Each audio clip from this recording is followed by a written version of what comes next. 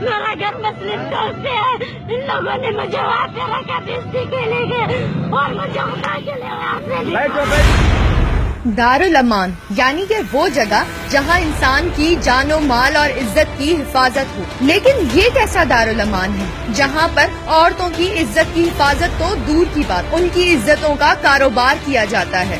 جی ہاں، دارالامان ڈیرہ غازی خان کے سرکاری افسران ہی ادارے میں پناہ لینے والی خواتین اور بچیوں سے مکروہ عمل کرواتے ہیں۔ گزشتہ رات جب ایک عورت نے ان کے چنگل سے فرار ہونے کی کوشش کی تو ان سرکاری اہلکاروں نے اسے دبوچ لیا اور عوام کے ایک مجمع کے سامنے گھسیٹ کر واپس لے جانے کی کوشش کی، اور یہ بیچاری خاتون کس طرح واسطے دے دے کر اپنے اوپر ہوئے مظالم بتا رہی ہے، ملاحظہ فرمائیں۔